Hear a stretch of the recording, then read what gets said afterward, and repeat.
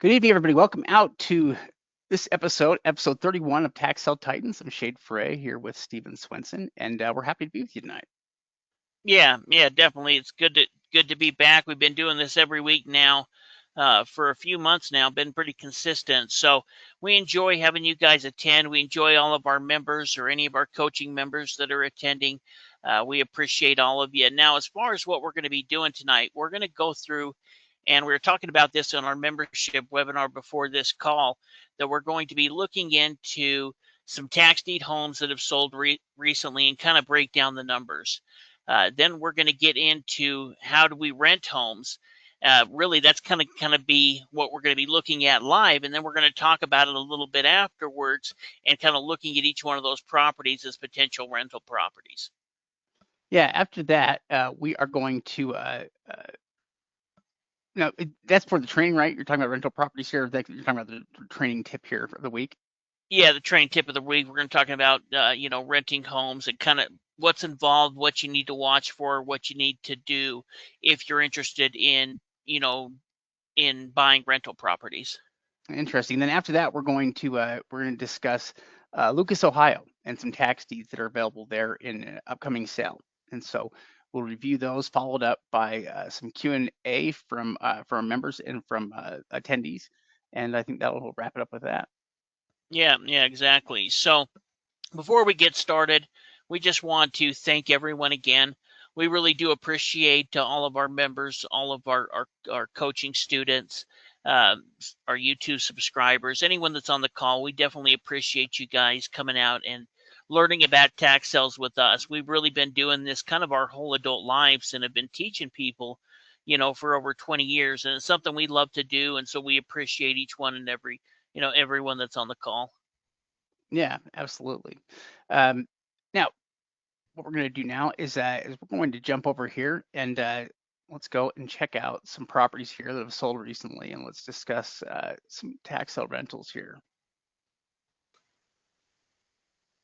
Now I'm going to hand this off to you, Steve. Okay. Hopefully I don't fumble. There we go. Make organizer. Yes.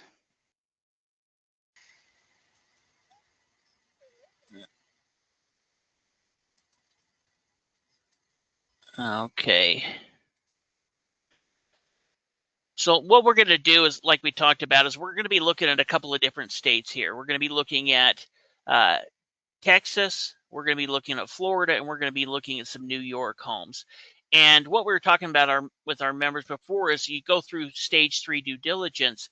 We really kind of set our max bid, and within class 4 and 5, that's kind of what we're going to be looking at tonight, are class 4 and 5 homes that are going to be at the topper tier homes, and we're going to go through and break down each one of the deals. Yeah, so essentially this can be properties valued over 100,000, in most cases here, 100,000 plus or somewhere right in that range.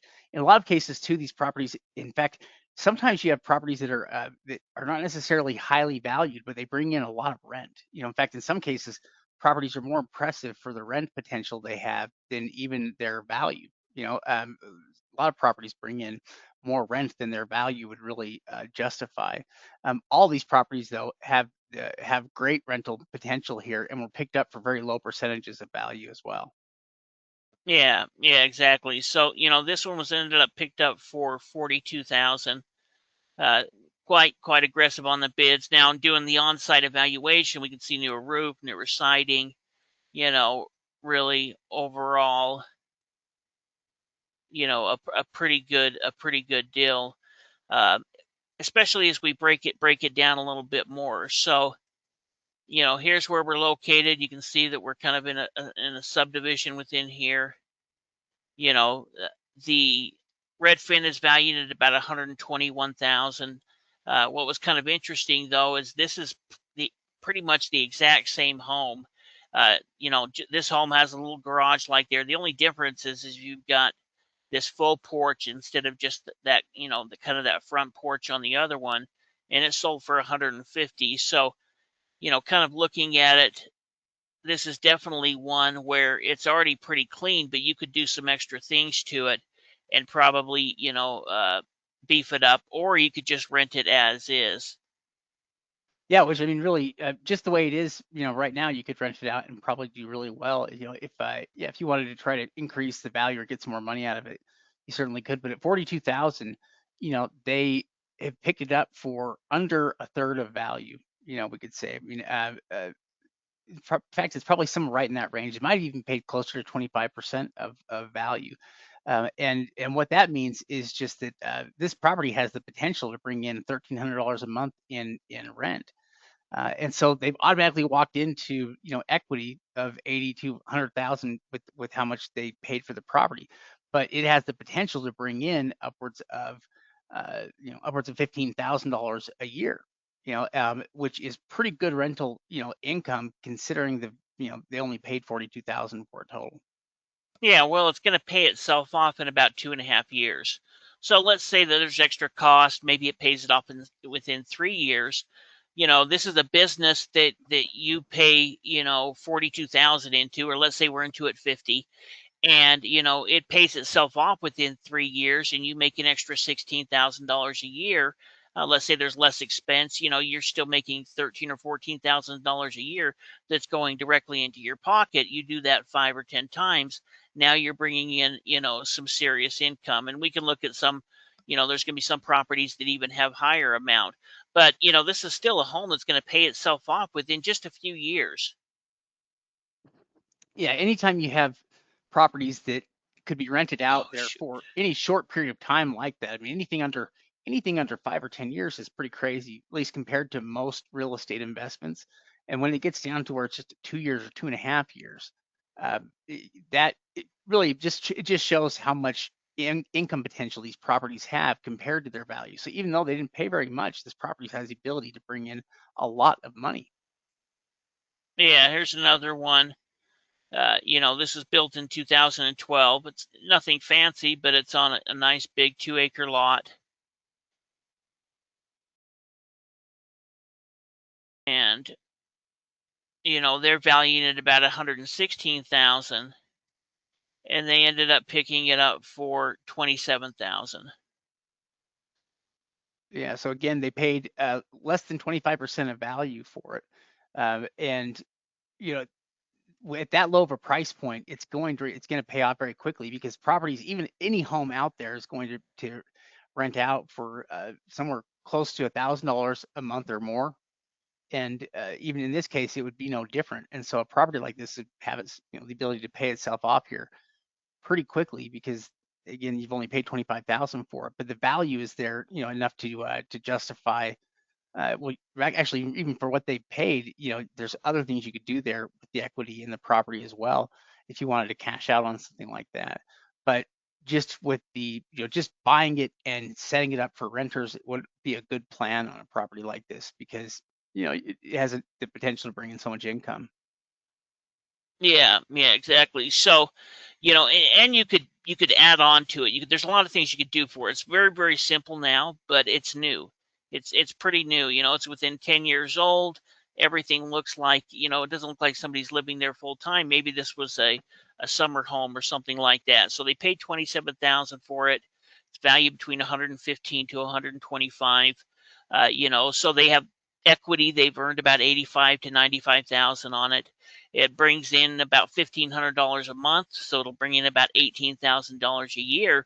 And this one will actually pay off itself within a year and a half, or 1.5 years. Yeah, that's shockingly short. Yeah, yeah.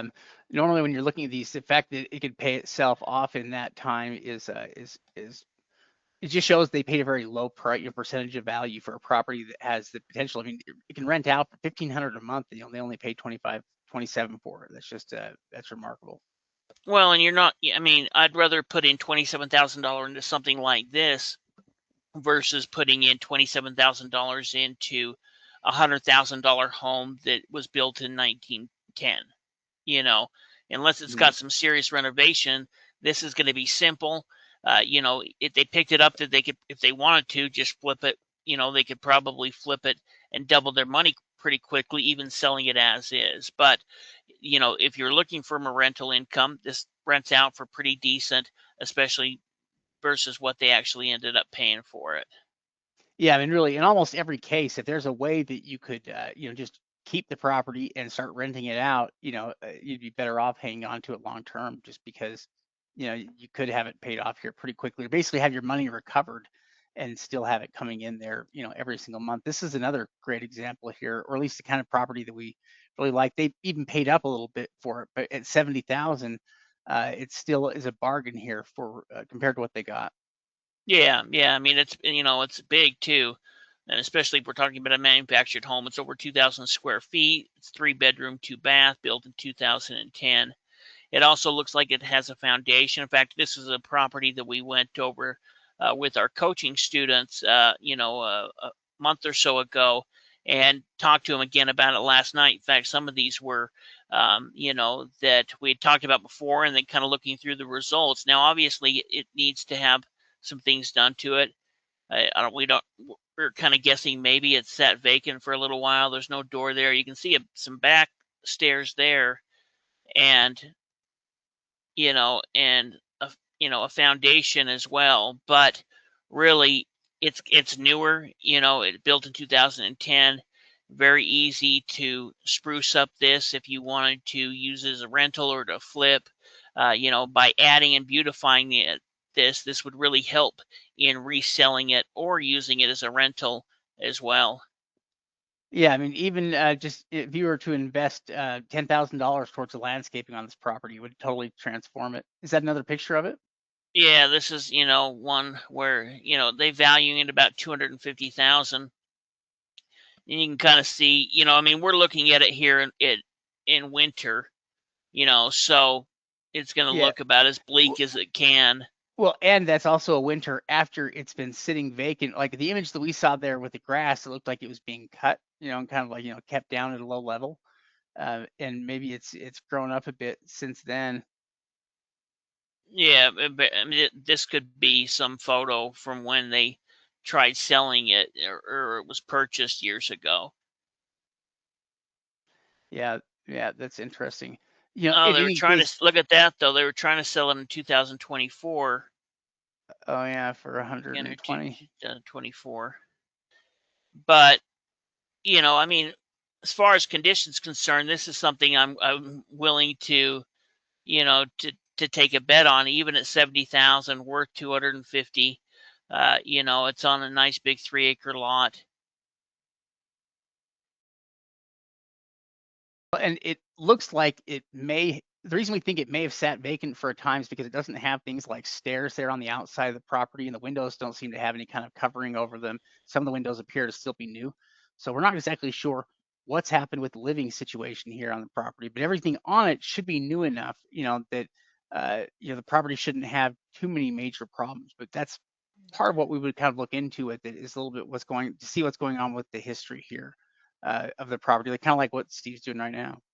Yeah, well, I think it's been sit vacant since kind of the end of 2024 when it was listed. That's kind of my assumption. Maybe it's been a year and a half, but it does look like there's not been any damage to it. You don't see any type of issue. In fact, even kind of looking at the stairway going up to the front door, it looks like I was mentioning this yesterday. It doesn't look like the wood, it still looks like the wood's kind of still fresh. But here's kind of the breakdown of it. You know, uh, Picked it up for 70, value between 250 to 260. That means that they've earned equity into it. Now we're not, of course, we've got to take rehab cost and anything like that out of it, but 180 to $190,000 to begin with. Rental income, it brings in over $2,600 a month. So a year, that's going to be, $31,000. And so even in this case, it's going to pay itself off in just over 2 years. Yeah, well, and even if let's say that you needed to sink some money into the property to fix it up, even with another 30,000 into it, it wouldn't extend how long it took. Those numbers that it might go from 2.2 years to 3 point something here, but it wouldn't be that long of a time period here for a property that's bringing in nearly $3,000 a month in income. It's just a tremendous income potential here with this property. Plus, they're into it, for a very low amount and would have a lot of equity in it. Yeah, this property would work out great. And a lot of these properties like this, the value of the properties here in these classes is just that this one property can bring in more rent, than three of your class one properties, or a couple of your class two properties. So it's just fewer properties there to accomplish the same thing.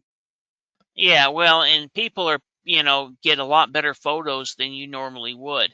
And so people are willing to pay a little bit more, but even looking at, each one of these, they're good deals with good profit margins that are paying themselves off within a few years. And like Shade said, even if you put in 50 or $60,000 to rehabbing it, what does that take it to 3.5 years? This, and you already going to have 150, $130,000 in equity into it to begin with. Here's another one. In fact, they ended up bidding up on it. Built in 1993. It's 4 bedroom, 2 bath. Sold for 170,000. But even in breaking up the numbers, I was kind of interested in breaking up the numbers on this one because did they get a good deal or not? They definitely paid a lot for it. Yeah, I mean, from the numbers that we can see, so they paid 170,000 on it. According to the county, they valued it at how much? Like, Uh, let's see, 295, I believe.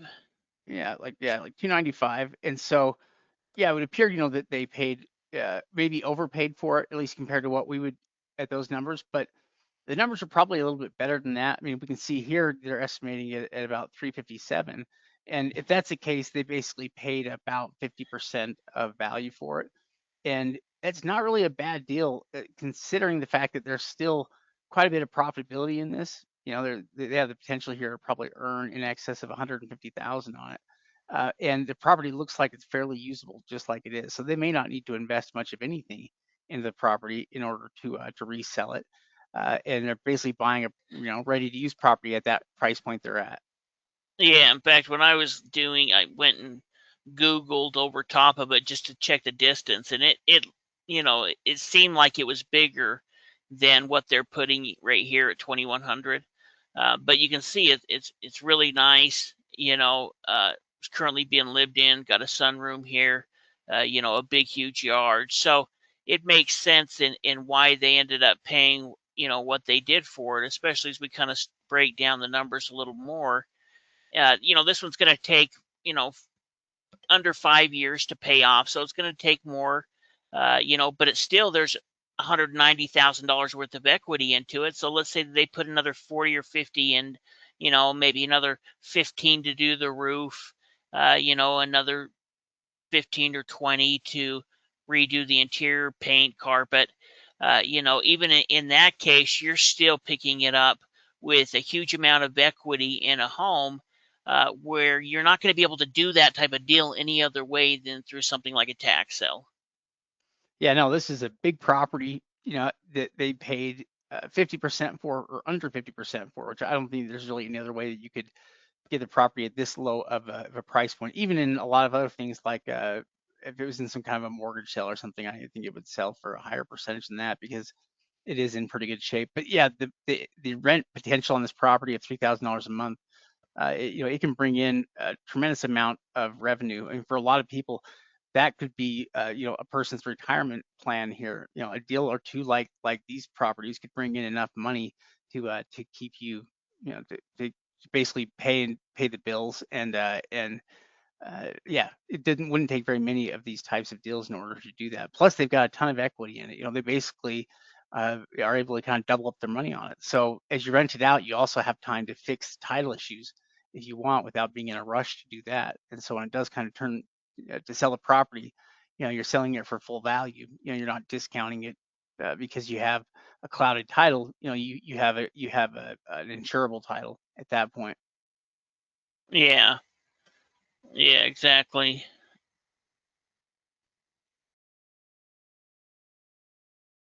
This one here, what did it ended up selling for 60,000. You can see that it was built in 1958. It's obviously had a rehab since then. They're assessing it at 158,000. It's also on a big lot. It has 10 acres. Also has some acreage. when we're looking at a property like this, we can tell from the images that it's been more cared for. It has a new roof on it. It has, looks like the windows are new. It has that attached garage here. All of that stuff looks like it's functional and new. And I think if we were digging more into the pictures, we could even see that it wasn't that long ago here the property was occupied. If it's not occupied now, I don't know. Yeah, in Um, fact, this is one that we talked to our coaching students about, because one thing that was interesting is you can see that they've got a little piece of deeded property over here next to the lake, because this is across from the lake, and so that kind of allows them to have a boat dock or anything that they want. And this lot was probably done a long time ago, where it also gave them access to be able to get water, or use it in that section as well. So you've got a big 10-acre piece here, with an addition to being accessed on the water. And then, like Shade said, you can see that it's been upgraded: new roof, new siding, new windows. It's definitely had some type of major rehab within probably the last 10 years. Yeah, which that's going to limit how much work is going to need to go into the property, in order to make it nice and usable. So, that would justify paying a little bit higher percentage for it, but they still picked it up at a pretty good price. I mean, at 60%, sorry, $60,000, they are into this property, less than a third. So they paid about 30% of value. I'm kind of guessing here, but it basically still leaves over $100,000 in potential profit that they could make on this property, if they were to turn around and sell it. Well, and one thing that's interesting is a lot of this land has been is currently farmed, which means that, you may be able to automatically buy it and have a good portion of this bring in residual income, as well through farming. You can see how they did quite a bit of it. You could probably even move some of this stuff and have them kind of farm this whole area here. And that may be, I don't know how much that would bring in an extra year. I don't know enough about that, but what could be $5,000, maybe more, maybe less. I'm not quite sure, but that could be an additional income source, because it's obvious that they were currently farming it right now. Yeah, well, and the one thing that it could do is it could cover something like property taxes, for the year. So rather than that coming out of your pocket, it's basically, could being covered by somebody that's working the land. That's something you could potentially do. And anytime you have acreage like that, there's that potential there for use and the ability to lease it out or rent it out there to somebody. Especially, yeah, anytime like if we see that the property is active farmland, then there's an active use or a use for it. That's kind of the main thing that we're looking for, is to see if the property has a specific use, that can be monetized. And with farmland, it's pretty clear and easy for us to see. Yeah, yeah, exactly. Here's kind of breaking down the numbers. Uh, they ended up paying 60,000, valued at 195. So they've got about $135,000 in equity or so. It rents out for almost $1,900 a month, which would come out to 22,800. So in about little over 2.5 years, this property would pay for itself, and that doesn't include, let's say that you can bring in an extra, uh, you know, an extra 3 or 4 grand a year in income from the farmland. That could even increase it to where it pays it off within 2 years. Yeah, I think these types of deals are remarkable just because not paying very much for these properties that have tremendous income potential. And a lot of these properties also look like they're pretty close to being ready to use right now. Like most of the properties we've looked at look like they, could be used right now. Like, I wouldn't think that there's too much going on because I think most of these properties have been occupied fairly recently. Yeah, I just was looking at some of the questions, comments. Dan was talking about how pasture lease is an option. It's absolutely good money in hay. And so all of those are additional options on a piece of land like this, where you've got both land you're leasing and you're also renting it out as well. And there's a lot of people who are looking for exactly a property like this, where it's not too far from town, but they have their own acreage. Maybe it's 10 minutes away, 15 minutes away, quiet. And so there, even though there's a lot of renters that are looking for a property just like that, that may want to get out from the city a bit. Yeah, in fact, yeah, in many cases here, we can sometimes we can look into the rental markets for these areas if we want to get an idea of what's going on or what's currently available. Oh, this property here is another just amazing deal. This is one where it's picked up for probably a lower price than it could be picked up just about anywhere at here compared to what it is. This property is humongous. So they did pay a lot. I mean, they paid 325,000 for it, which, I mean, that's a lot of money. But as we get more of the details here about the property, and it was built in 2011, it's 6,300 square feet. So it is huge. I don't know how it's only a three bedroom, three bath house. At 6,000 square feet, it's got to have a lot of rooms that are dedicated to something in there because that's just a lot of square footage to not have more bedrooms than that. But as you look at the property, you can see it's a big house, and the value on the property also kind of substantiates that as well. They paid 325, but the value of this property is closer to what do we find out? 800,000. Yeah, yeah, 879,000. You can see it's right here. I mean, we'll look at it here a little more. One thing that was interesting as well is that off here to the left-hand side, it looks like to me that could be a, I don't know, maybe it's a shed, but got the front in there. I almost wonder if it could be like a mother-in-law apartment or something like that, a little apartment. But yeah, I think there's definitely probably more than 3 bedrooms in it. But you can see, they're valuing it at $879,000. We can see where it's located right here. You're kind of, New York on this side, Vermont on this side. Yeah, you're basically, is that ocean access or was that lake? What are we looking at there? I actually don't even know myself. I should look that up. Well, if you scroll out far enough, does it show? I mean, does it touch the ocean anywhere here? How far inland are we? No, it's in. Oh, I see. I see. It's inland quite a Yeah, I ways. mean it's closer to Vermont, and it's up here at the top part of New York. So it's some lake. I can't remember if Lake Champlain. Champlain. Oh, Yeah, interesting. right there. I don't know why I was blanking that, Yeah, and but that's a nice property. And I mean, basically, there's almost $500,000 in potential profitability in this house. yeah, yeah. I mean, really kind of a cool location. I was looking at some of the things around it. And breaking down the numbers, you can see they paid 325, worth about 880. So there's over $500,000 in potential equity, in this deal. So sure they paid up for it, but this is one of those top tier properties that they still picked up for less than 50 cents on the dollar. And there's possibility to make over $500,000 on this deal. So yeah, it's going to take some money to get up to a deal like this, but you can see that it rents out for almost $4,200 a month. Yeah, that's a lot of. You're talking about $50,000 a year is what it's renting out at. That's uh, it's a considerable amount of income here for a property to be able to bring in. I mean, sure, they paid $300,000 for it, but that is, yeah, that's a tremendous amount of monthly revenue.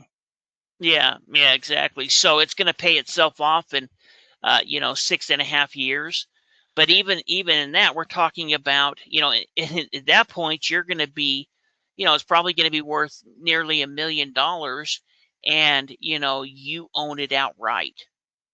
And that's where you can really create wealth is as you get into these class 4, class 5 homes.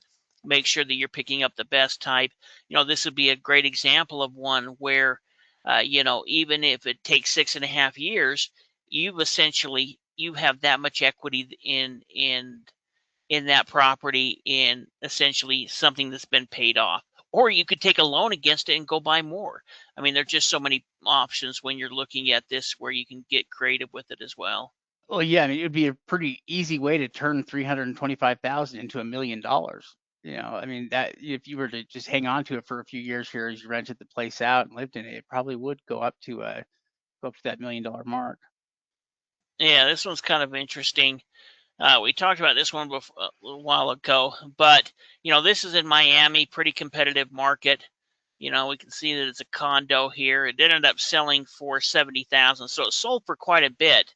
And I wanted to kind of see what the numbers were on something like this, and if it would make sense. You can see it's located right here.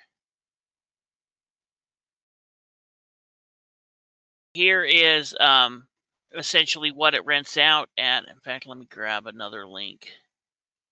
That rents out for $2,500 a month. It's only 360 square feet. That's crazy. Yeah, and here's one that's just like it is for sale next to it. So, they're selling for about 160 to 180.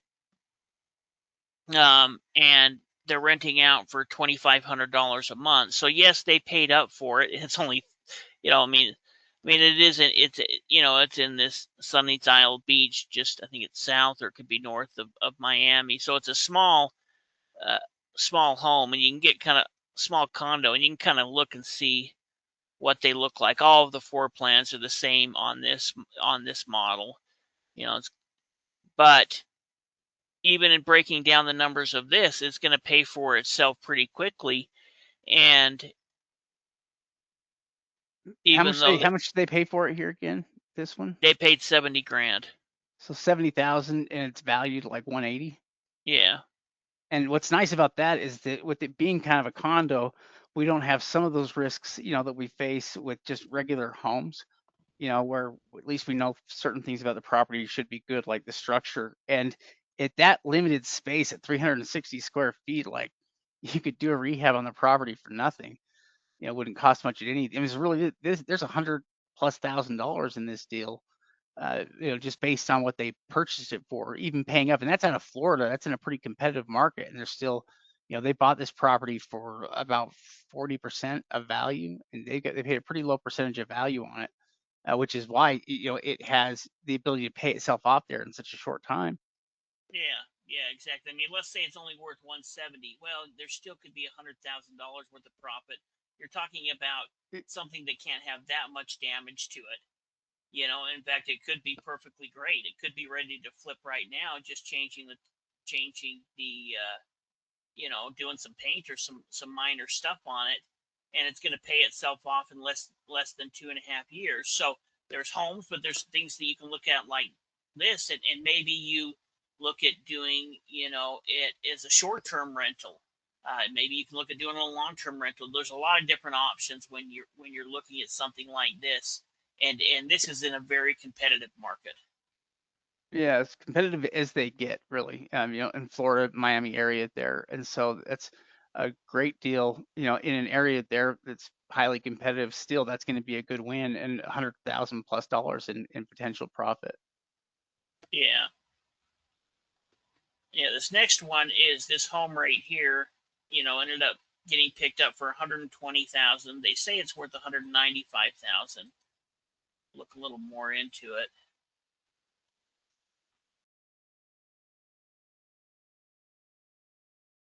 But this is actually one that's worth quite a bit more. This is where research becomes so important. It's the reason we talk about the 3 stages of due diligence. We can see that it's located right here. In fact, this whole area is just going crazy right now.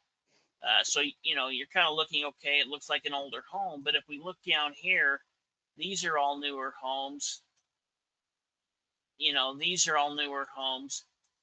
Well, they're brand new constructions. Like basically, what's happening is either they're building on new lots, or they're tearing down old homes and building brand new homes there. Which is something you don't see very often. Yeah, yeah, exactly. And in fact, we talked about this, I think, when we were talking about Florida, this one, but I kind of wanted to break down the numbers and see what they would be, looking a little bit more into it. So, this isn't what this is what it sold for at the auction. We know it sold for 120,000. They're only estimating it at 306,000. But when you really look into the market, that's where you can kind of see where the value. But even at 300,000, that would still be a good deal at 120,000. But here's a home that's just as old, same size, built in the 70s like that one, pretty much the same floor plan. sold for 520. Here's kind of even an older one. This one was built in 55, and it sold for 450,000. And really it's kind of basic to a degree. I mean, they even have the old tile and stuff still. I Yeah. mean, the Well, the wood and looks good, but what we're probably looking at here too. So this is the Pensacola area, and I think these are properties that are right there close to Pensacola Beach.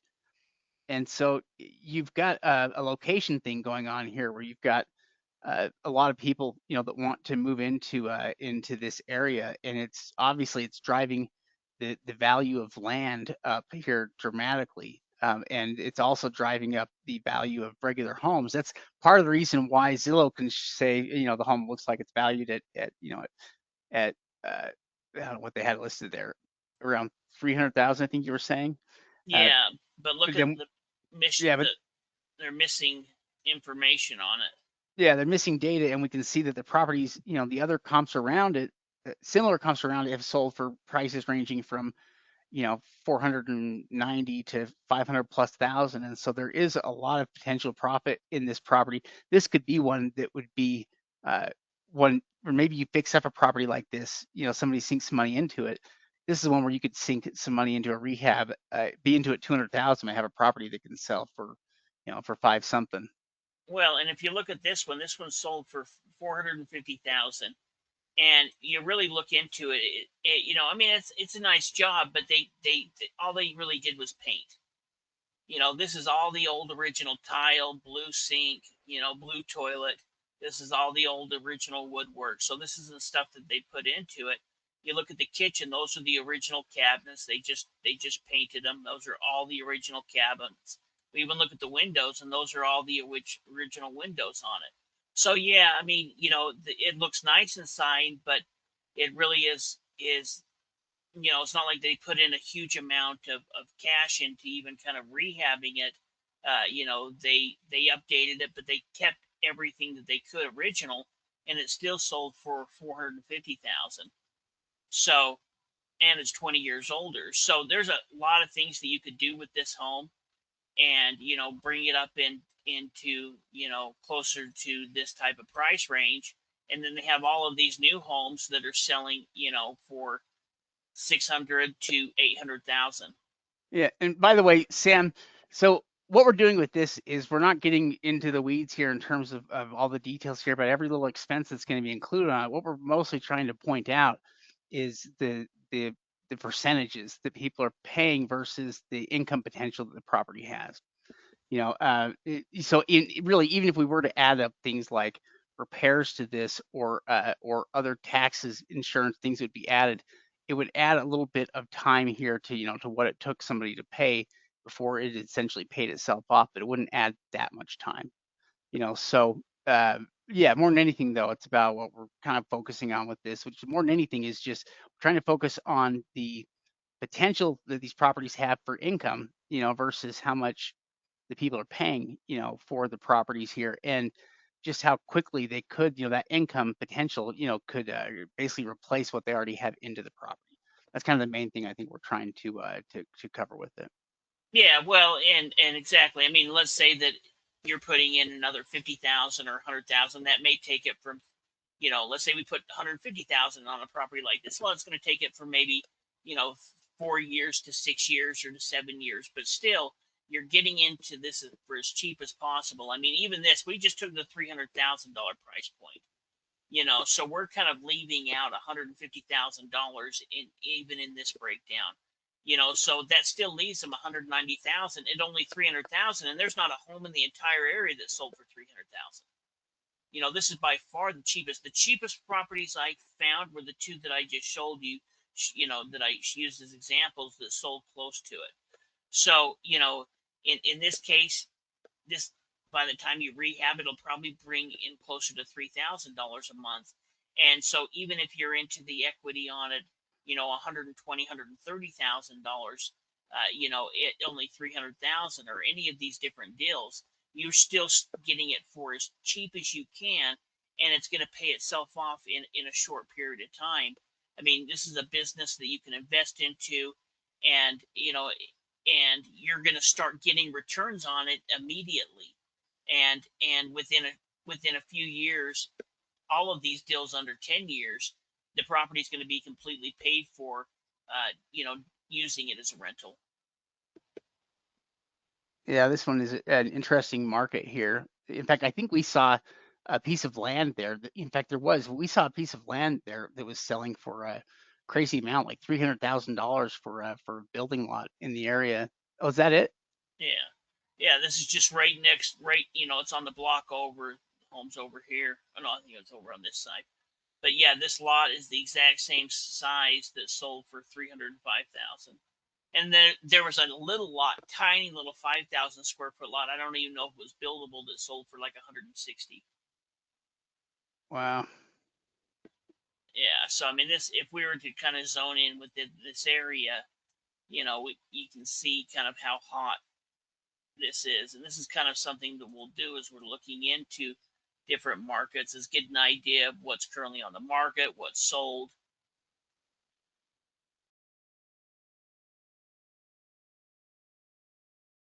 And then from here you can go back a year. So just here in this little area, there's been 208 properties, and this is just a less than a square mile. And then we can see how many are for sale. There's currently 60 for sale. Holy cow. So yeah, I mean, they basically have 3 months worth of inventory, available right now. It means they're turning stuff over really quickly. Yeah, yeah, exactly. This older home there. There's a newer home. That's an older home as well at 489,000. So this whole area, property values are going up, and so picking it up at 120,000 doesn't matter. You know, in this case, because the property value is so high, even if we have to go and do the roof, we have to repaint everything. We take this. You could.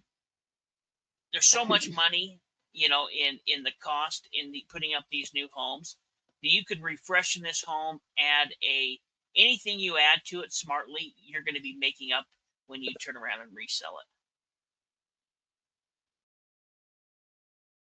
it. Yeah. I mean, it's crazy to think that they're selling the same piece of land for more Yeah, money almost. I mean, they're selling it for, I mean, almost the same amount of money for just a vacant piece of land that's right next door. That's pretty nuts. yeah. Well, and there might have been old home on here that somebody tore off, and made it into a lot that they sold for 300,000. So that's where, I think that this was actually going to make them a lot more money in the long run, especially how they approach it. Yeah, that's an interesting one. Also, another Florida deal, and kind of a deal incognito, where you might look at that normally and say, oh, well, maybe they're going to be able to double up their money. But yeah, looking into the market there, that is interesting. There is a lot more potential money in that market. Yeah, yeah, exactly. This next one here's in Texas, sold again for 120,000. Got a bunch that sold right there at that 120,000. You can see it's in the Dallas area. It's this home right here, valued at around 270,000. Those are good numbers again too, and also in a pretty competitive market. I mean, Texas is. This was through an online auction, in Dallas County, which has sales every single month, and so I would say that it's as competitive as any market, in Texas. So to get the properties there at 120 versus, the value that it's at, they didn't quite. Well, let's see, what did they pay? About 40%, maybe not quite a third of value here on it, but more like 40% or so. And that's a pretty good number, at least uh, for this area here, to pay 120,000 for the property here like this. And it has potential here to probably even bring in more. Yeah, well, I think every one of these you could use as a rental, but these could be used as flip deals as well. Let's say they pick this up for 120,000. There's worth $150,000 worth of equity if they sold it for 270,000. Let's say they put $50,000 into rehab, and that's still making 100 grand on the deal. You know, I mean, if you were to go through and look at each one of these 190,000, let's say they put in $90,000 and they only sell it for 310, there's still $100,000 in this deal. You know, this is probably the smallest one, but even here you could probably get nearly $100,000 for each one of these deals. You know, this one here, you've got the chance to make, you know, $500,000. So we're looking at kind of the rental side of it now, but you know, each one of these could be great flips as well that could be easily done as a flip. Look at this last one and I'll throw it over. Been going through them for a bit here, but here is another one in Florida. We wanted to show you a couple of different markets of Texas, excuse me. That last one was in Texas and Dallas. This one here is kind of interesting. Can't remember if we looked at it with our members before. We looked with, but it's a nice house. yeah, in fact, you know, really kind of for as big and huge and grand as it looks, it really doesn't have that high of a value as far as what they're assessing it. I'd be interesting to see what it would appraise for after you rehabbed it. Because I mean, How look much did how they pay big for it? they paid 127,000 for it. So they paid 127, and even on Zillow, they were saying it's worth three something. 339.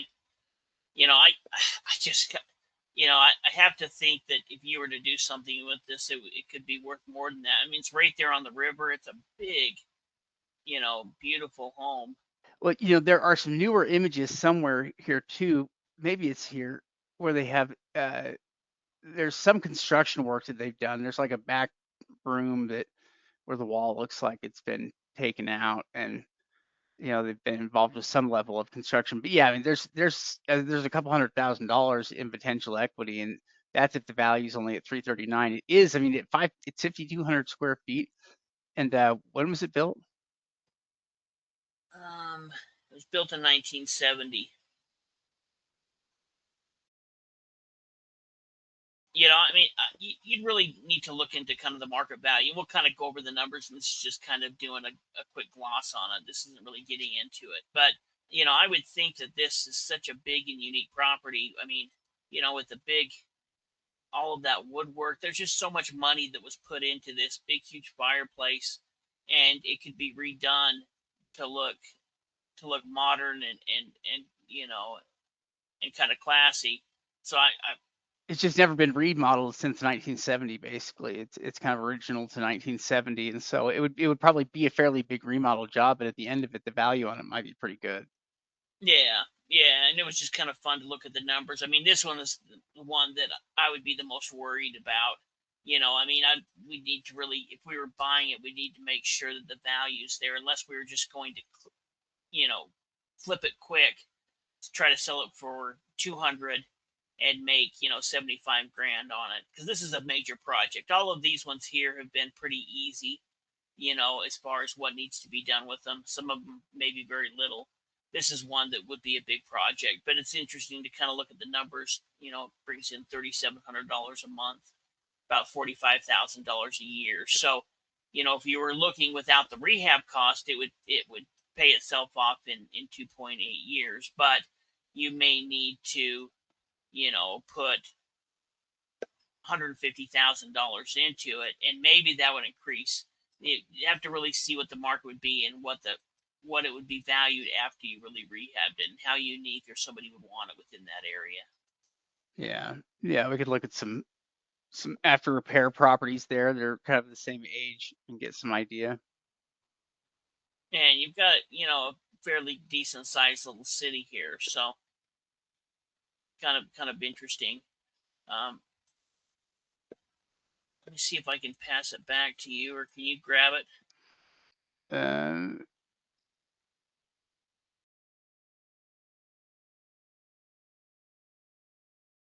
oh yes, I can. All right, easy enough. Okay, let me make sure I'm sharing this here as well. Let's see.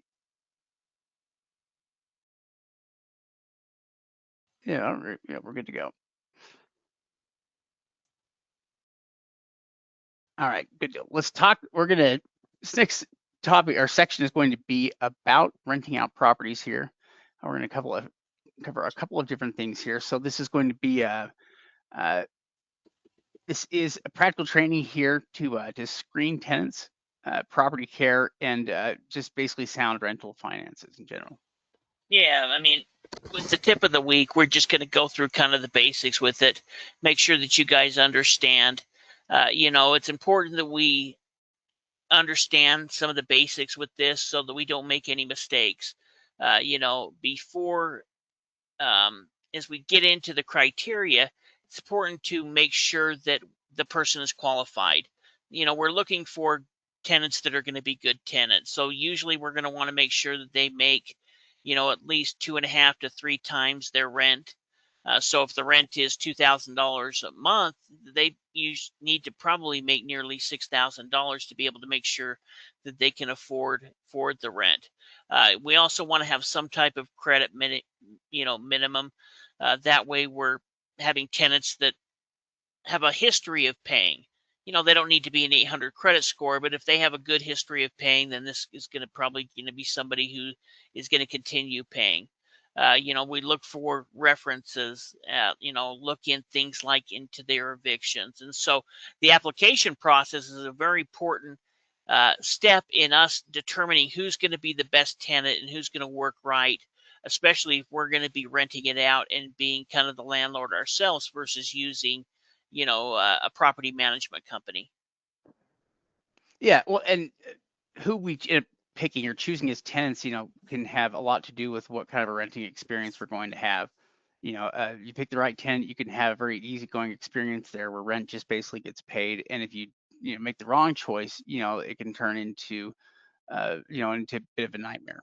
And so, yeah, I think the more careful we can be here about selecting people, the tenants, I think all of that. Anytime you spend time researching and putting some effort into uh, checking out tenants before you rent out, I think is money and time well spent. And because again, a good strong renter can stay in the same place for years in many cases and can be very hassle free, whereas a bad renter can be just the opposite. Yeah, exactly. So go ahead and go back there real quick.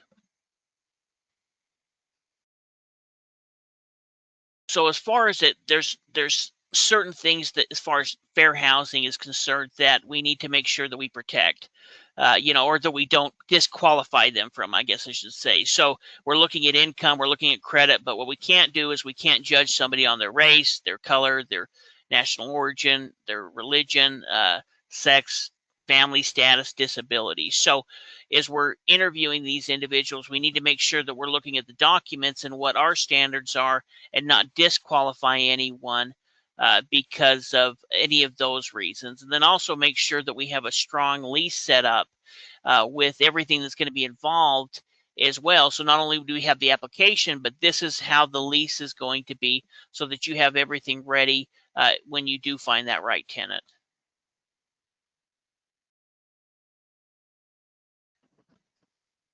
I mean, I think this basically kind of covers what Steve just talked about here in terms of things that I guess fair housing practice here and not excluding certain groups.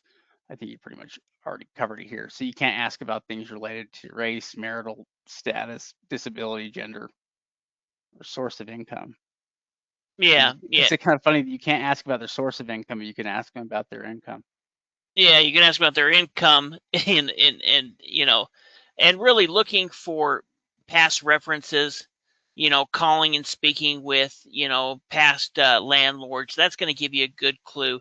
If they've had good history of it, then they should probably be a good tenant. As far as the property itself, we need to make sure that everything's up to date. We don't want to, get any complaints or have any problems. So if we are renting, we want to make sure that the heat, the water, electricity, everything is working properly and up to code so that we don't get in any type of trouble that way. Well, and if we are working through a property management company, then it's going to be important that we're doing our research on a property management company so we can make sure that we're getting a company that does a good job with this kind of stuff. Because, uh, again, if they're the ones that are going to handle it here, then hopefully they can keep your property in decent shape. But we wouldn't want to have a property management company that basically was ignoring these issues but collecting money every month, on it. And so, we would want to make sure we're picking the right property management company. We're doing some check into how they're rated, other customers that maybe use their service, and some of the things that they do and provide for us, just to help protect your property if you're using it. If you're renting the property out yourself, then it's a little bit easier to keep an eye on it and to service things or do things that the property needs. But if you're not, if this is an out-of-state property for you and you need a property management company to do it, then it's going to be more important in who you pick as a property management company to make sure that they handle this stuff and do it well. Yeah, yeah, definitely. We also want to make sure that we upkeep the property. Looking at protecting our assets. So, checking any things like the roof, making sure that the heating and air conditioning is updated at least once a year. We want to put aside between 1 to 2% of the property's value each year to improve and upkeep the property. It's going to be worth it to put back some of that rental income into the property to keep it in good shape and not have any kind of damage that can be done over a long period of time. So, it's better to make sure that the heating and air conditioning gets fixed every single year, checked up, than when there's a serious problem and now it's going to cost you a lot more money than just sending out and making sure that it's serviced correctly. Yeah, I think general regular maintenance there can prevent expensive repairs, at least in a lot of cases. Some things can't be avoided, but in many cases, regular maintenance will help prevent it. Now, roughly 8.5% of rent payments arrive late nationwide. And so, basically, a clear policy and the right tools can help cut the delinquency here by 30 to 50%. For yeah, things like having a delinquent policy there that's in place that they understand is one of those things that can help avoid it. But yeah, that's almost 10% of monthly rent payments. Again, one of those things that comes back to the tenants that you're renting to, and being selective about that, can save you a lot of time here and hassle, with things like late rent payments. But yeah, the better you can spell this stuff out, the due dates, the grace period, what the fees are, the better off you're going to be. You can also make it a little bit better by making it easier for tenants to pay. So this is doing things like being able to pay online or through ACH or auto pay. That the easier you can make it for renters to pay, the easier it's going to be for you to get your money. And there's so many different ways we can do this today. There's just no reason really not to. Um, other things like keeping a separate operating account so that you can track things like your income and your expenses on the property. That's probably a good idea, and something you can reconcile monthly, for taxes and for Schedule E. Yeah, yeah, exactly. So a lot of this can be done online. We want to make sure that we've set a date, we have a grace period, and then some type of penalty if they are late.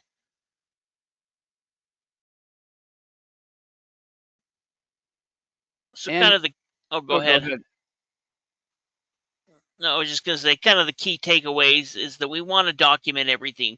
We want to be prepared beforehand. So if this is your first rental, we're going to want to make sure that we've got the right, lease set up, that we have the right processes in place so that we can weed out applicants and really try to find the best applicant. We really, if we're looking to be, a landlord, we want to have long-term tenants. That's going to make your job easier and it's going to save you a lot of money in the long run. So if you have somebody that may live there for, 2 or 3 years versus 1 year, they may be the renter to go with.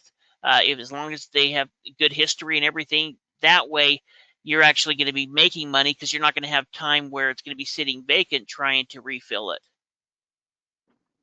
Yeah, really, most of these things though are pretty simple, and they're common sense things that any landlord can do in terms of just recording things here, treating people the same, and trying to keep the property up to date. And the better you've been about maintaining the property, the easier it's going to be to rent out. If you basically have a property that hasn't had any maintenance for 25 years, and then you suddenly start renting it out, it's going to have all kinds of issues that are going to come up in that first year or two of rental because again, you've been deferring maintenance on it here for a long time, and eventually all those things are going to come due. And so, yeah, the more on top of it you can be with regular maintenance here on the property and getting things done, the easier it's going to make things long term for you. But everything else we can pretty well automate here, for things like collecting payments, uh, yeah, even property management itself. There's a lot of options for that today as well. For those of you, if you live outside the area, or if it's just something you don't want to spend the time to do, property management companies can be a good option, especially for investors. They're not paying full market for properties. Property management can be a great idea. It's harder for people that they're paying full market price to be able to afford, something like a property management company, and not lose money on the property every month. But that's fortunately not generally a problem for us because we can usually get properties at pretty good prices. So that's always an option. Yeah, yeah, definitely. Well, and you know, as long as we're looking into the local laws, we should be doing everything correctly. And like Shade said, maybe we'll do a training here in the future on how to kind of interview for a property management company, because if we're investing outside of our own area, it just may be best, especially like Shade said, because we're not paying a mortgage on it. We're usually going to be in a better position. So before we end tonight, we're going to kind of quickly go through a Ohio tax deed auction, Lucas County. Ohio's really kind of in some ways a forgotten state. I don't think there's a lot of people talking about it as much as they probably should, because there's a lot of different counties, and some counties are still holding on-site auctions with their tax sales. But a lot of them are putting those auctions online. Sometimes they will go ahead and have the tax sale on a different day. Some of the counties will go ahead and list them with their mortgage foreclosure. So it's a little bit confusing like that. But once you figure out, how that county has their list, then there's a lot of good opportunity in Ohio auctions. In fact, so we're going to go and take a look at that. And by the way, some of you that have had really good questions here, we are going to answer those questions here in just a moment. There's a really good question here that we're going to get back to in a second. But yeah, we're going to take a moment here to go and check out some of these Ohio sales. And here we go.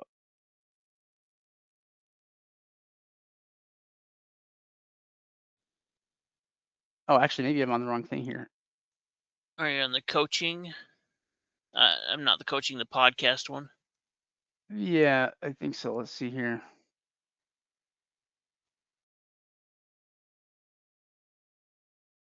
Oh, pre-sale review. Sorry, I was looking at the wrong thing here. There we go.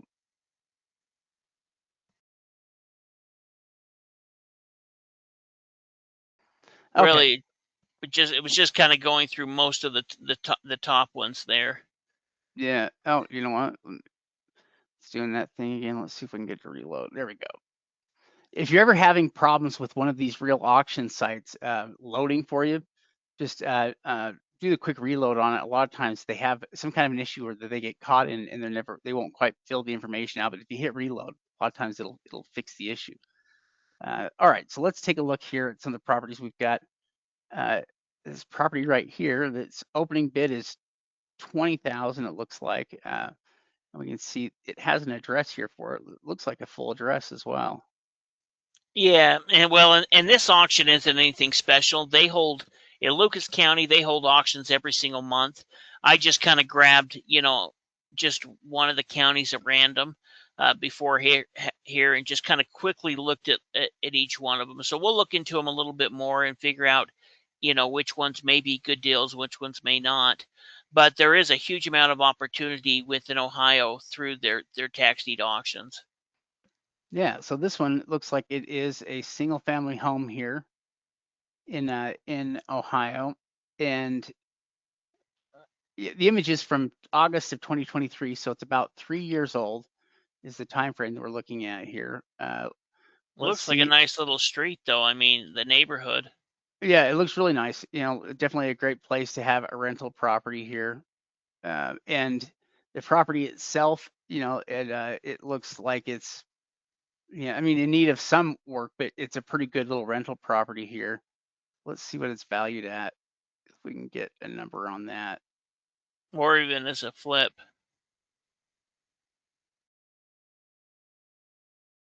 Let's see. So Zillow puts it at 147 and renting out at 1680 a month. Built in 83, so it's not that old. Let's see if Redfin tells us anything different.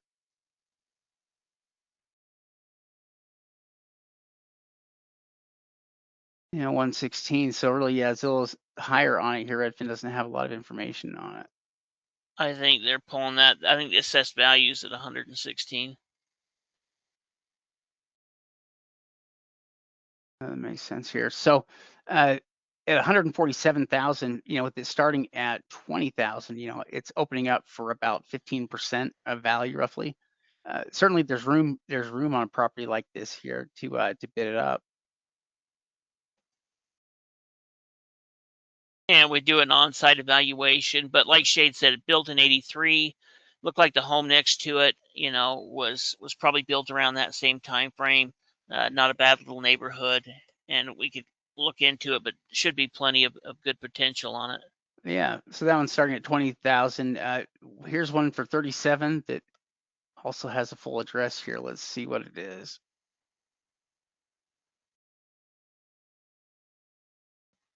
And Uh, some of th- these we might actually even avoid. That's what we'll check a little bit more. I can't remember if this one might have had photos on it. If you looked at Zillow or Redfin. we'll take a look here so we can kind of see where it's located at here. The house looks a little bit rougher, but it was being lived in here at the time of the image. I mean, the image is from June of 2024, so it's about 2 years old. Well, you got to think about this is kind of the Toledo area, so you're going to get a lot of properties that are coming up in the tax sale that we may avoid. That's the reason we're kind of looking at ones like that first one, and this one, if it was for cheap enough, may be worth picked up. But Yeah, so this one we can see that it looks like it's dry on the inside, you know, and yeah, probably was being lived in here not too long ago. They valued it at about 97,000. Uh, and so yeah, it's starting at a higher bid to value ratio. It's starting at about a third of value. So there's less profitability in this one, you know, if something were to go wrong, and it's going to need some work too. So this is a riskier property by nature because it probably needs, you know, 30 to $50,000 worth of work. You know, now maybe that would put the value of the property after repair. Maybe it would, you know, be above that 97. Maybe it would be 120 or 130 after repair value. That's something we could look at. Maybe it's not totally risky, but it looks kind of risky with these numbers.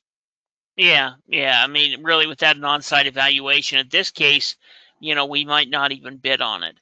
So in this example, you kind of go through and look at sums that look like they could be worth going after, and then kind of doing an on-site evaluation, saying, well, that one would be kind of on the borderline. We'd need to look a little bit more into some of the profit margins within the area to make a better idea. This wasn't the best auction, but it was the soonest one coming up in Lucas.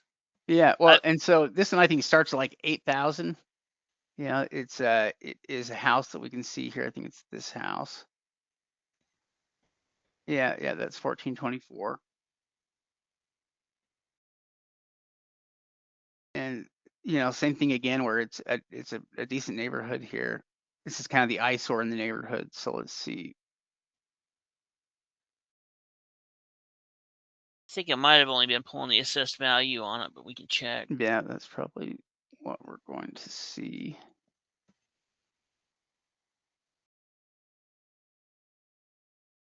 56,000. If you could pick it up, and a lot of these are sell for like opening bids amount.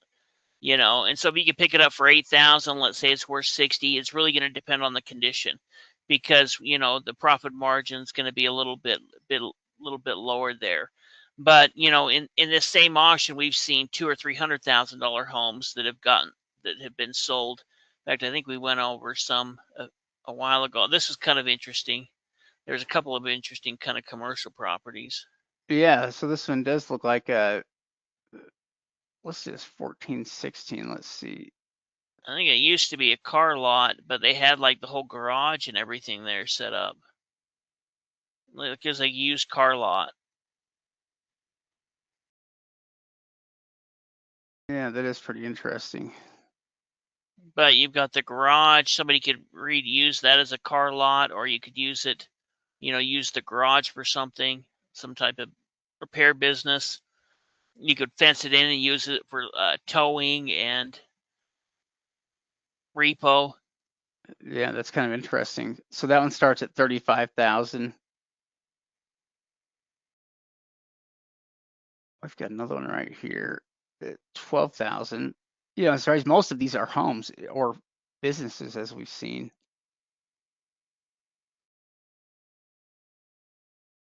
Yeah, another house here, and this one that starts at 12,000.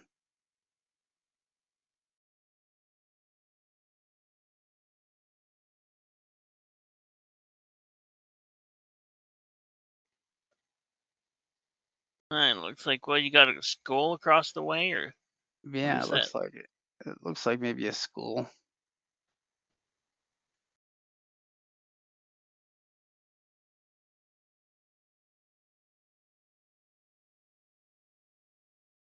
If that at 66.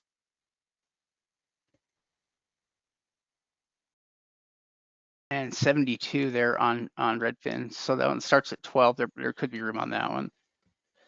Well, what's nice about Ohio is that, some of these counties have auctions every single month, and so some of them may have, well, some of them have 80 or 90, 100 properties every single month.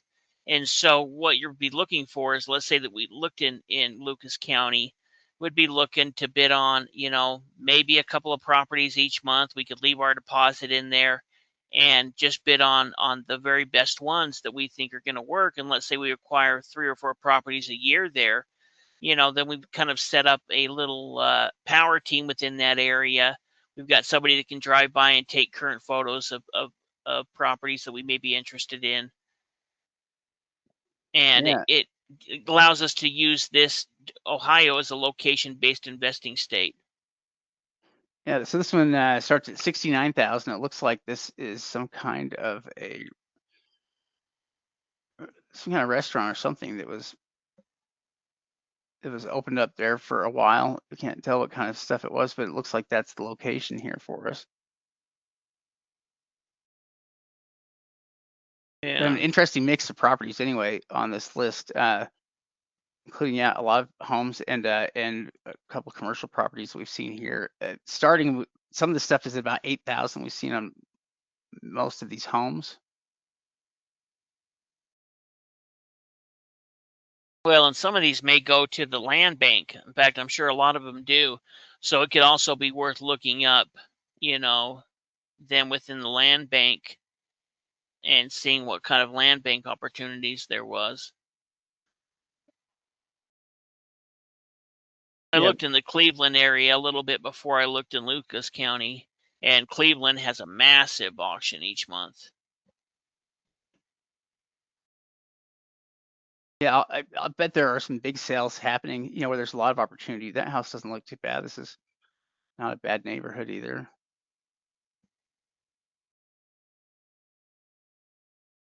Some of the property values are a little lower here, so it's going to be worth making sure it's in pretty good condition. And then also looking at the rental income on them as well, because sometimes some of these older homes, as long as they're in good condition, uh, within areas like that, maybe it's only worth 70 or 80,000, but it still rents out for $1,200 a month. So if you can put in 20 or 30,000 into it, and you start bringing in $1,200 a month, that's still going to pay for itself off within a few years.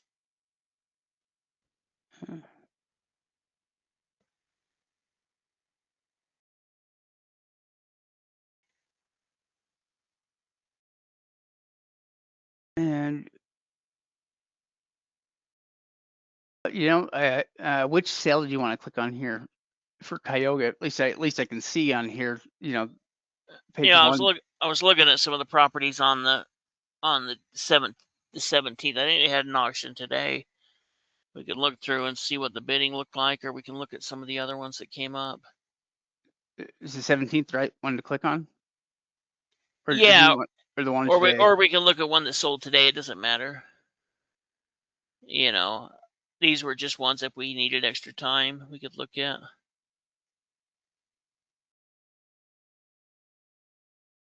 And that one Oh, bid up a bit. A bit of 35,000. Let's see what it is. So this one is a house, it looks like. It's a duplex, I think, or Yeah, it is at least a duplex. It may be a triplex. yeah, that's not too bad. I'm sure somebody's buying that and planning on turning it in, like making it into straight rental. Yeah, but there is, so for 5,000. So some of these are selling for opening bid amounts. This one sold for the opening bid amount. And yeah, so yeah, there are people that are just paying like minimum bids here to win houses.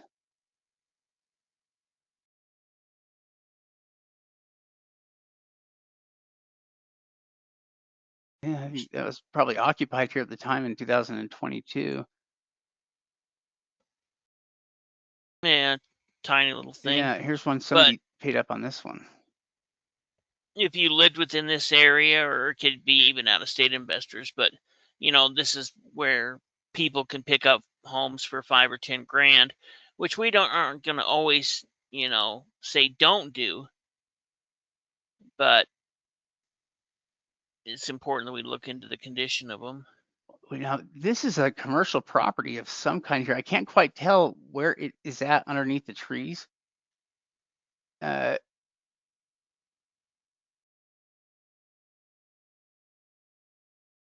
It's right next to the church, is it? yeah, it does. It looks like it's right next to the church. So there's you've got some kind of a church, another building here, and then this, whatever this is here, that's a little bit back and out of the way. It's right there to cross the street where the trees are all at. It's behind the trees. Maybe you got to go down the street a little more to the right. See if you can look back in there. There's something back in there. Yeah. Oh, whatever it is, somebody paid up for it a bit, to It's, get it. it's not that home, I don't think.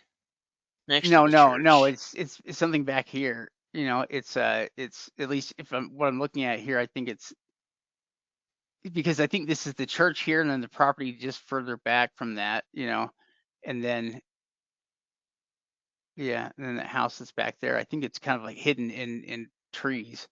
Yeah, looks like it. But the rest of the stuff. So we have some of these are withdrawn, tax delinquent, uh, and we have one here that sold for 39. Let's see, this one sold to a third party. Let's see if they got a good deal on it or not.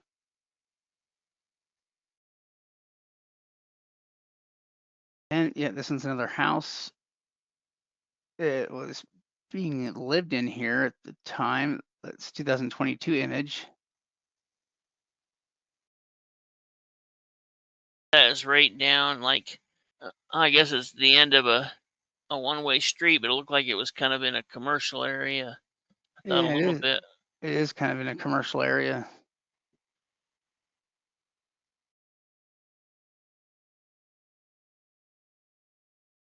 Sometimes it's good to have property as rentals in that kind of area, kind of a commercial area close to where people might work. Yeah, 115,000. So they paid up a bit here at 39,000. They must have wanted it, but still there's plenty of money in it. And there's all kind of interesting deals, and there is some bidding that's happening here, but what the bidding that does happen is not bidding up that high. At least, we're not seeing properties bid up. I mean, they open up at 11,000, sell for 24. So they do bid up, but I mean, we've seen properties start at 11,000 and sell for 200. So going up to 24 is really not that much at all in terms of the bidding. And this one's another house, I think.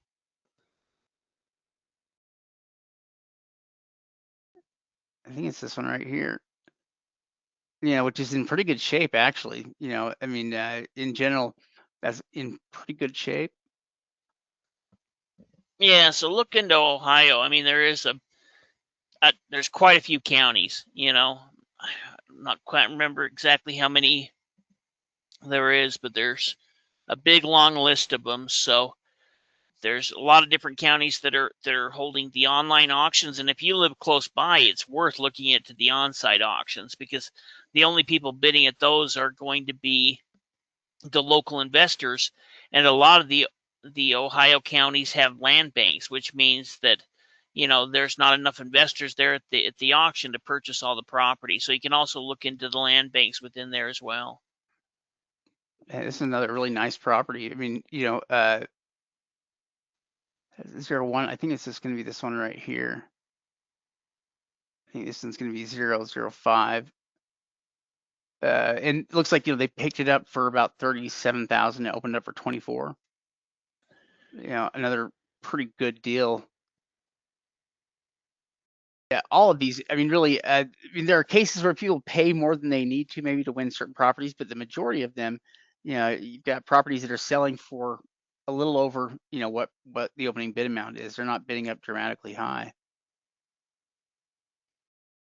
Yeah. Anyhow, I all right. should go ahead and answer some questions. And Yeah, let's see. In fact, there was a great question I wanted to answer here. And the question here was this. In fact, let me find my slides here first. There we go. Okay, so the question I have here is, I heard from a tax attorney uh, that I need an LLC in the same state that the property is in. Otherwise, I won't be able to enforce the collection of rent because an I or LLC owner is not a citizen of the state. What have you experienced? And this is actually, it's a great question. And it's something that until you start to do business in multiple states, it's something that most people, I think, don't actually realize. And what he's talking about is when you establish a business entity, basically, uh, you establish them in different states. And in order to get recognized within a certain state, you either have to set up a business entity there so that they can tax you and you can be recognized legally, or you need to register as a foreign agent in that state, which kind of a similar process you can go through so that they can recognize you and be able to track your taxes. But there's actually some truth though to what they said here in terms of otherwise you wouldn't be able to enforce the collection of rent. When they say you wouldn't be able to enforce the collection of rent, meaning you wouldn't be able to send them to collections for it because you have to have essentially legal standing. And in the area, in order to have legal standing, you have to be paying your taxes and they need to be able to monitor your taxes essentially. And so, yeah, that's what it actually comes down to is taxable revenue that the county wants to collect, and making sure that you're a part of that. yeah, and all you'll need to do is you can either create a LLC if you were doing a lot of business there and there was a need to under your current LLC, but a lot of times you can, like Shade said, you can just register as a registering agent. It's usually under $200 in most areas that I've looked at. And, in that case, you'll be able to enforce your rights. Essentially, it's giving you the ability to use the court system and be a citizen of that state as far as business is concerned. So, if investors are just flipping one property within an area, one state, we'll have them maybe do a deal without getting registered an agent. But if they're going to be going back and doing multiple deals within that area, then it's going to be worth it to get registered within that state. It's going to protect you in the long run, so it's going to be worth the couple $100 to get it set up. Yeah, I mean, in some ways, like at some point, you're going to have to do it. Like if you want to take the property through quiet title, you're probably going to be forced to do it anyway. And there's other situations that can also force you into kind of doing it. But yeah, it is a true point here. And yeah, ultimately, if you're doing business in the state, it's good to get set up there anyway, so that you're registered there either as an agent or so you've got a business entity that is set up there so that you can be recognized and so you can collect property taxes. I mean, so you can collect money, not, I guess, not just so you can collect money, but it's so that you could enforce the collection of money is ultimately what it's about. And so yeah, that is a very good question, and something that yeah, if you start to invest in multiple states, then it will become a factor for you, but it's fairly easy to fix. Yeah, yeah, definitely. Well, do we have any other questions, Shade? Let me see here. And oh, and what are the steps or and who do I go through to become a registered agent? So there are some instructions. So it's a little bit different for each state, I think, but there's generally instructions for how people that are outside the state or people living in another state can become foreign registered there.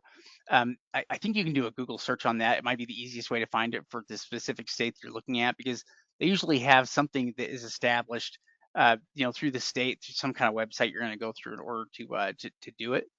um, yeah, that's going to be one of the options. The other option is going to be to set up like a new business entity there, and that will kind of bypass that. So if your new business entity is set up in that state, then you essentially have everything you need. You wouldn't have to worry about it. But that's kind of the other option is to start a new business entity, in that state rather than registering as a foreign agent.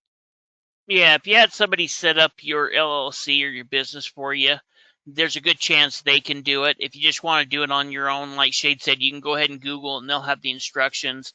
Or there's, different services out there that'll go ahead and do it for you as well within that state. So you'll look into that state specific. They'll go ahead and either pay for the forms to send them in, or you can pay one of the different services, or you can many times you can use, if you're working with an attorney or somebody who's setting up your business, they can probably do that as well. Yeah, yeah, but yeah, great questions. So you guys had some great questions on this, and yeah, yeah, I think I've looking. I think we've answered all the questions. If there's any others, you guys are welcome to send those in to us. But I think we've covered everything. Yeah, we appreciate it, everyone. Thank you for coming out and joining us tonight. Yeah, you bet. We'll see you again here next week. Yeah, appreciate it. Yeah, thanks.